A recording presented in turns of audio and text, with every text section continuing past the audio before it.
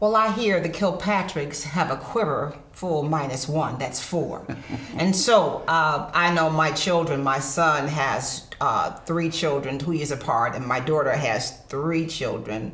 I said the right? 3 years apart. 3 years apart. Okay. And so I know you guys got 4 and you're young. So how do you balance the children and family and job? I think you've been going to school. So how do you all handle all that with the children? It's definitely hard. It's definitely challenging. We do have 4, big age range. Our oldest is 11 and the youngest is 1. So, yeah. Yeah, so we've been pretty much You got a babysitter? Not yet. Right. Yeah. So, But we've been we've pretty much had kids our whole adulthood. We were still in college when we had our first one. So that was a huge transition all in itself during our first one. But over the years, I think just making sure that, we both take a part in, bringing them up, and even in the household. He's a very active father. I can never take that away from him. So I know most of the time if I'm out, somebody be like, where the kids? I'm like, they have a father. They're with their father. So I get that a lot, but he's very hands-on, which is good. I think we communicate pretty good with them in kind of different roles and what they do. Like, he'll help get them dressed and things. I haven't gotten to comb any hair yet, so that's still well, I used to. Jay, the oldest, working on. But I think just making sure we work as a team and all on the same page with what they're doing in different schedules and like that, especially with those small 2, the 2 and 1 year old, they really came and shook some things up. They're different. They're different. So when the last time you slept on, that's a question. All right. Just working together, making sure we're on the same team and, dividing the work equally. Of course, I do most of the things because I'm at home more with them, but when he's at home, there's nothing like that he won't do with them, which is good. So I think just being on the same team and working together with the kids,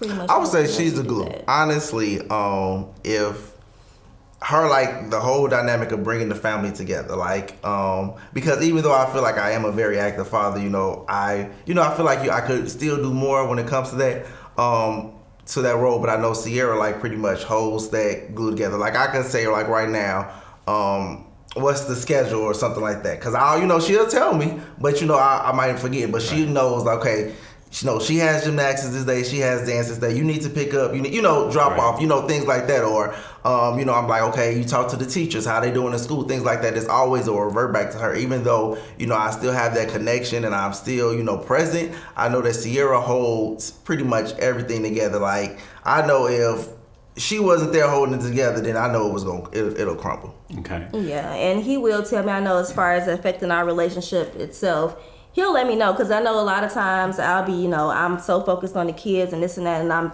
tired at the end of the day. He'll make sure he lets me know, like, okay, well, what about me? You got to figure some stuff out. My time. You got to figure some stuff out. So just because you have the kids, that don't mean you can neglect your spouse. It was something that I kind of try to keep in my forefront. Because I know I used to say, it's easier for me to tell you can wait. I can't necessarily tell the kids that they can wait. So that's something I kind of had to shift in my head too, because it's not fair to him and it's not fair in the marriage too. So that's kind of something that I had to shift in my head myself, to try to make sure that I have time for everybody and that he's not feeling neglected, with his needs and his time with me too. So. And then, I would say not only that, but the dynamic of, because how we were raised are completely different. How our households was completely different. So trying to implement how I was raised in my house as a kid versus how she was, or what I liked or what I didn't like versus what she liked or what she didn't like. So it's like, the expectation, like my oldest, I'll get on her and say, okay, you should be doing this, you should be doing this. And Ciara's like, well, no, but remember, you said you hated that when your parents made you do that when you were a kid. So why are you trying to throw it on her? Okay. And it's like, but it taught me this, I hated it then, but now, but it's just those reminders, like, okay, because of how she was raised and how we discussed things prior, it's like, okay, don't revert back to, necessarily what, you saw as a kid when, you might not have agreed with, or even stuff that you have agreed with. It's like, you're different than what you're a boy compared to now you're raising 4 girls.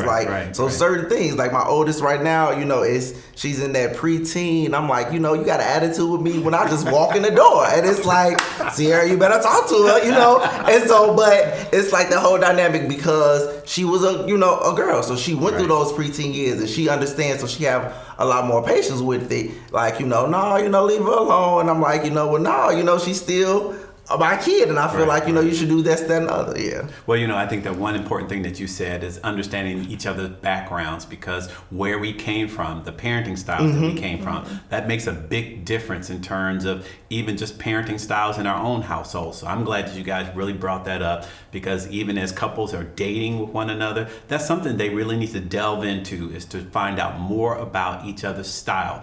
Where did you come from? What was your discipline style?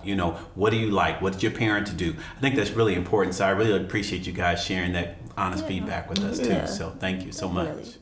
Hey guys, we want to invite you to Marriage Unmasked. That's our married couples retreat that's going to be happening October the 28th through the 30th at the Oakbrook Marriott Hotel. Patrice, why don't you tell us a little bit about what's going to be happening? We're going to have great speakers, interactive workshop, masquerade ball, and much more. We can't wait to see you. You can register at salemchicago.org. We can't wait to see you and your spouse there. Listen, come have a great weekend with us as we learn about marriage unmasked. But what's more important is that this is very limited in terms of space. We normally have so many couples, but we've had to make it a lot smaller. So get ready for the intimacy that you'll experience that weekend. So come on and join us. Register right away.